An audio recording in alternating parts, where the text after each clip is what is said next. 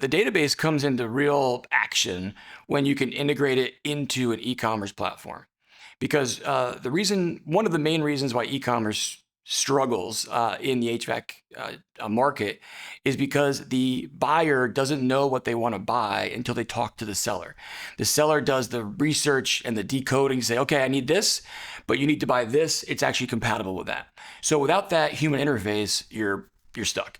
So our database removes that bottleneck and allows the pro, we call them the contractor, to come in with whatever need they want, model number, part number, it doesn't matter what they type in. We can translate that immediately into the inventory sold at that particular distributor to solve that need with confidence, and then solves that problem.